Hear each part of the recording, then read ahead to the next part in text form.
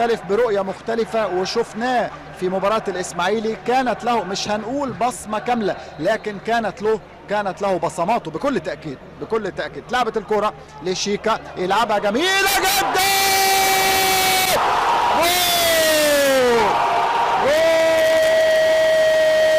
جول زملكاوي. باسم مرسي القطب عبد الله، القطب بزيادة، يكرر ما فعله بالكربون بالحرف الواحد، على موعد دائما مع اللحظات الحاسمة، على موعد مع النهائيات، على موعد مع أخطاء المدافعين والحراس. فاكرين الموسم الماضي؟ لسه كنت بقول في بداية المباراة، لسه كنت بقول الهدف الزملكاوي الأول صناعة شيكا وتسجيل باسم مرسي. في بداية المباراة قلت لحضراتكم إن باسم مرسي في نهائي كان النجم الأول، كان رجل الساعة، كان نجم الشباك في نهائي الموسم الماضي، لكن كان هناك شريف إكرامي في المرمى وحسين يحتسبها رمي التماس لنادي الزمالك. استاد برج العرب، الحضور من الجانبين زي ما عرفنا في الاجتماع التقليدي قبل المباراة ان هناك 50 فرد من كل نادي، بالاضافة ل 12 مسؤول من كل نادي. ادي باسم حاول يسيطر على الكورة ومعاه رامي ربيعة، استدرج رامي للخروج بره منطقة جزاء النادي الاهلي. يا ولد شيكا بقى يحطها لنفسه، ضربة جزاء زملكاوية. التفوق الزملكاوي يستمر، سجلوا هدف وبعد 4 دقائق ضربة جزاء في توقيت زملكاوي رائع.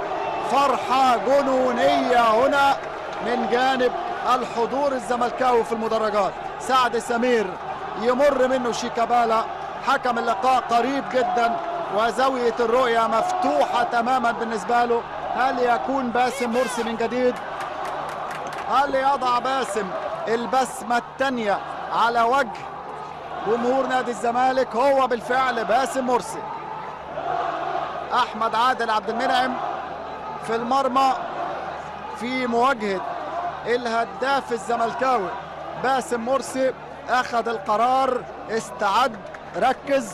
حكم اللقاء يعطي الإشارة، باسم بالقدم اليمنى، جول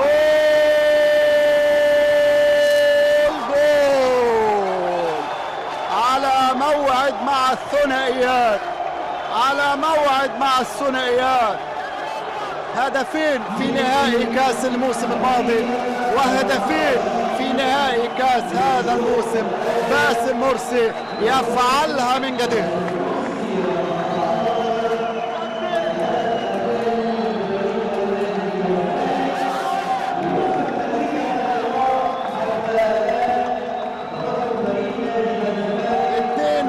لنادي الزمالك، هدفين في أقل من 5 دقائق. نجح باسم مرسي في خطف الهدف الأول ويخطف الهدف الثاني عن طريق ركلة جزاء. لكن خلي بالك، إذا كان كل الكلام على باسم على تسجيله للهدف الأول وترجم من المساعد، رغم أنه المفروض لا المساعد ولا أي بشر آخر له رؤية في هذه الكرة إلا حكم المباراة. هذه الكرة إسلام جمال شد بالفعل من القميص من الفانيلا لعمرو جمال. كرة كانت ضاعت وكرة بلا داعي من إسلام، لكن اتسبب في ركلة جزاء يتصدى لها طبعا المتخصص عبد الله السعيد في مواجهة الشناوي.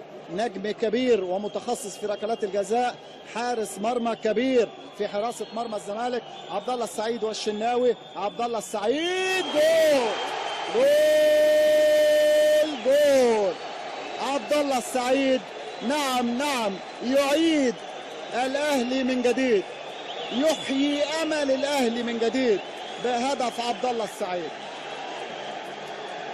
ضربتين جزاء في المباراة، ركلتين جزاء، والاثنين نجحوا في تسجيلهم باسم مرسي وعبد الله. الإثارة حاضرة، المتعة حاضرة في الشوط الأول، نتمنى أنها تستمر إن شاء الله حتى النهاية.